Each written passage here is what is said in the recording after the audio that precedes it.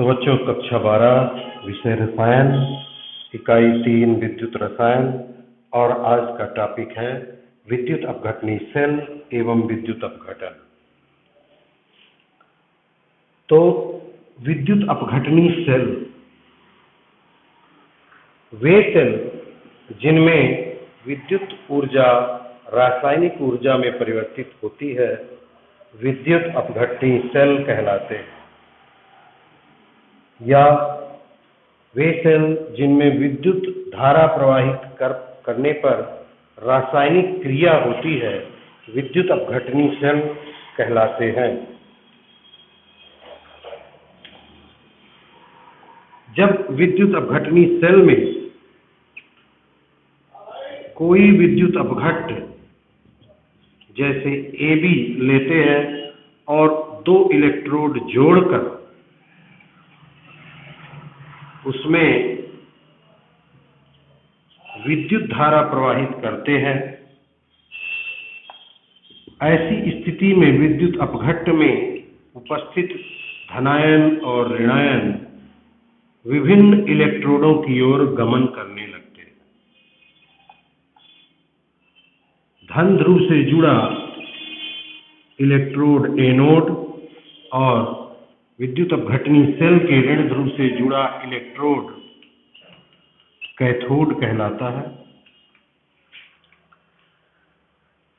जब विद्युत धारा प्रवाहित करते हैं, एनोड वह इलेक्ट्रोड होता है जिस पर ऑक्सीकरण होता है, अर्थात इलेक्ट्रॉन का त्याग।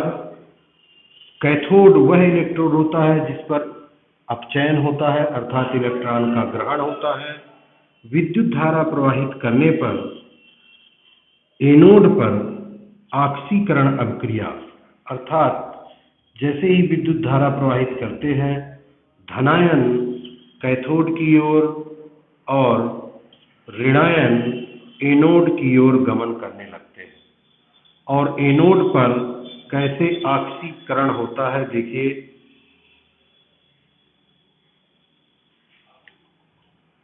एनोड पर ऑक्सीकरण, एनोड पर ऋणायन जाते हैं इलेक्ट्रॉन का त्याग करके परमाणु में बदल जाते हैं। इसी प्रकार कैथोड पर अपचयन, कैथोड पर धनायन जाते हैं इलेक्ट्रॉन ग्रहण करके परमाणु में बदलकर कैथोड पर जमा हो जाते हैं। तो यह अभिक्रिया विद्युत अपघटन कहलाती है। इस अभिक्रिया में हम देख रहे हैं कि कैथोड पर धनायन जाकर मुक्त होकर जमा होते जाते हैं और एनोड पर ऋणायन मुक्त होकर जमा होते जाते हैं। इस प्रकार इलेक्ट्रोडों पर मात्राएं प्राप्त होती हैं। अब यहाँ यह ध्यान देने की बात है कि यह जो डिस्चार्ज होता है, कैथोड पर धनायन जाकर डिस्चार्ज होते हैं, ये वास्तव में इलेक्ट्रॉन ग्रहण करके, अर्थात आवेश प्राप्त करके डिस्चार्ज या मुक्त होते हैं। अतः यह अभिक्रिया, इस अभिक्रिया की मात्रा प्रवाहित होने वाली विद्युत धारा पर निर्भर करती है। आवेश इलेक्ट्रॉन के रूप में प्राप्त होते हैं। इससे स्पष्ट है कि एक आयन को मुक्त होने के लिए, यहाँ इस एक आयन को मुक्त होने के लिए 1 इलेक्ट्रॉन की आवश्यकता है। तो 1 मोल आयन को मुक्त होने के लिए 1 मोल इलेक्ट्रॉन की आवश्यकता होगी। यहाँ 1 ऋणायन मुक्त होकर 1 मोल इलेक्ट्रॉन त्यागता है, यहाँ 1 धनायन मुक्त होने के लिए 1 इलेक्ट्रॉन ग्रहण करता है। अतः 1 मोल धनायन मुक्त होने के लिए 1 मोल इलेक्ट्रॉन ग्रहण करता है। हम यहाँ यह गणना करेंगे कि 1 मोल इलेक्ट्रॉन पर कितना आवेश होता है। 1 मोल इलेक्ट्रॉन पर उपस्थित आवेश, तो चूंकि 1 1 मोल इलेक्ट्रॉन का आवेश,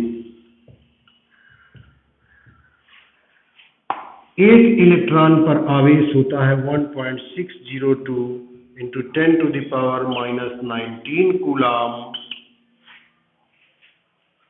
और 1 मोल इलेक्ट्रॉन पर आवेश ज्ञात करने के लिए मोल संख्या का इसमें गुणा करेंगे 6.02 × 10⁻23। इतने कूलाम आवेश 1 मोल इलेक्ट्रॉन पर होगा और यह मान आता है 96,487 कूलाम, जिसे सामान्यतः 96,500 कूलाम भी लिखते हैं। यह मान 1 फैराडे कहलाता है। 1 मोल इलेक्ट्रॉन पर उपस्थित आवेश को 1 फैराडे कहते हैं। अब फैराडे के विद्युत अपघटन के नियम।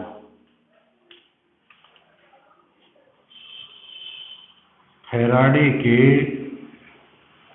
विद्युत अपघटन के नियम। फैराडे ने विद्युत अपघटन के 2 नियम दिए। पहला नियम, प्रथम नियम,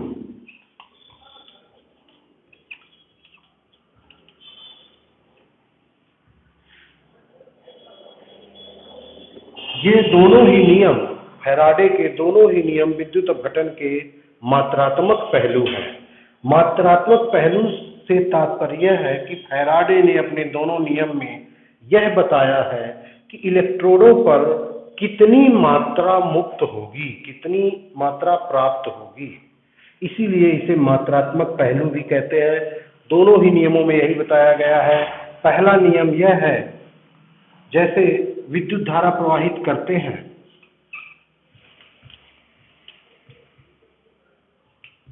विद्युत धारा प्रवाहित करते हैं तो कैथोड या एनोड पर जो मात्राएं मुक्त होती हैं, उसी के लिए यह नियम दिया गया है।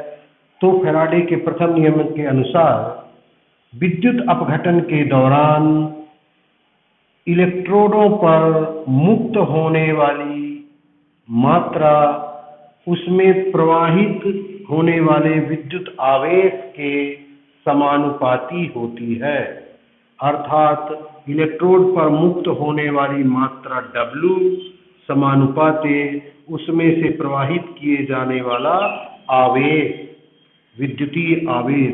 विद्युतीय आवेश जितना ज्यादा प्रवाहित होगा, मात्रा उतनी ही अधिक मुक्त होगी। यह आवेश वास्तव में आवेश की गणना जिस एम्पियर की धारा प्रवाहित की जाती है और जितने सेकंड तक प्रवाहित की जाती है, इन दोनों का गुणनफल होती है। जैसे I एम्पियर की धारा t सेकंड तक प्रवाहित की गई तो कुल आवेश I × t होगा। फैराडे का दूसरा नियम, द्वितीय नियम।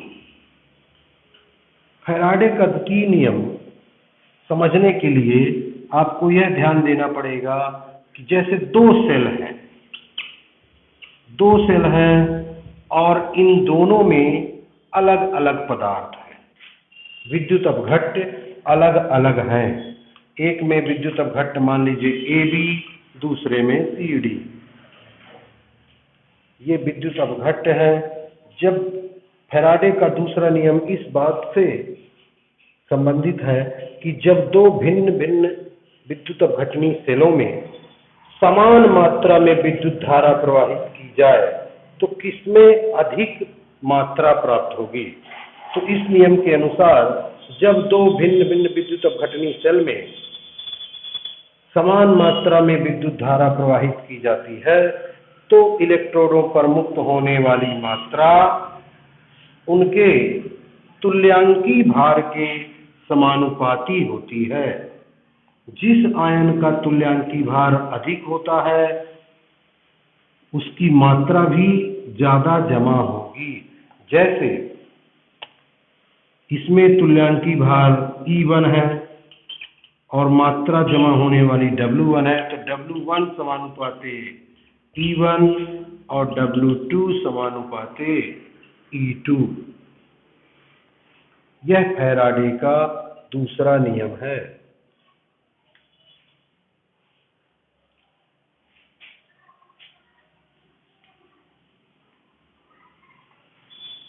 अब इसके पश्चात एक सवाल करते हैं, एक न्यूमेरिकल सॉल्व करते हैं। क्वेश्चन है, सांख्यिक प्रश्न है कि कॉपर सल्फेट के एक विलयन में 10 मिनट तक 1.5 एम्पियर की विद्युत धारा प्रवाहित की जाती है, तो कैथोड पर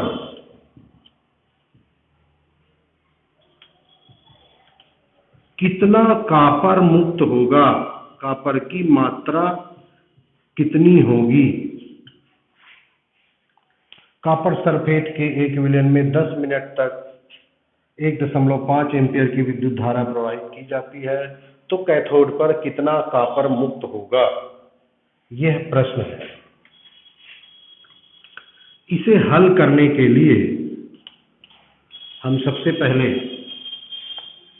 यह देखेंगे कि जो विद्युत धारा प्रवाहित की गई है उसमें कितना आवेश दिया गया है। तो इसमें टाइम है 10 मिनट, अर्थात 10 × 60 मतलब 600 सेकंड।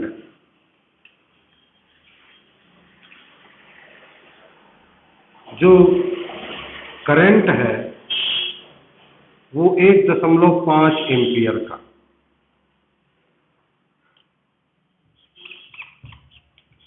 1.5 एम्पियर। तो प्रवाहित किया गया कुल आवेश Q बराबर I × T बराबर 600 × 1.5 बराबर 900 कूलाम। अब देखिए, चूंकि कॉपर का परमाणु भार है 63, तो 1 मोल कॉपर परमाणु का वजन होगा 63 ग्राम। कॉपर का परमाणु भार 63, इससे तात्पर्य यह है कि 1 मोल कॉपर का वजन होगा 63 ग्राम। कॉपर सल्फेट के विलयन में जब विद्युत धारा प्रवाहित की जाती है तो निम्न विद्युत रासायनिक क्रिया होती है।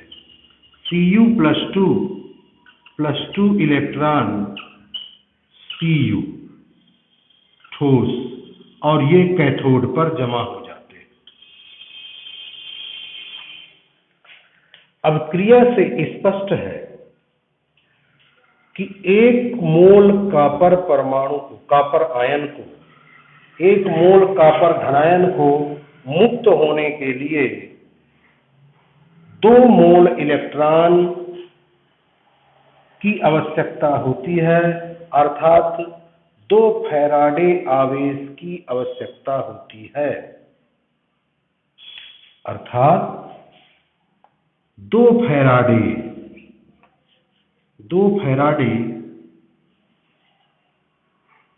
आवेश, 2 फैराडे से तात्पर्य 96,487 × 2 कूलाम आवेश, 96,487 × 2 कूलाम आवेश से मुक्त होने वाला कॉपर 1 मोल अर्थात 63 ग्राम मुक्त होता है। तो 900 कूलाम आवेश से मुक्त होने वाले कॉपर की मात्रा 63 गुणे 900 बटे 96,487 इंटू 2 ग्राम, और यह मान प्राप्त होता है 0.2938 ग्राम। अर्थात इस प्रश्न का उत्तर हुआ 0.2938 ग्राम। इस प्रकार हम किसी भी प्रश्न को हल कर सकते हैं। शेष अगली कड़ी में।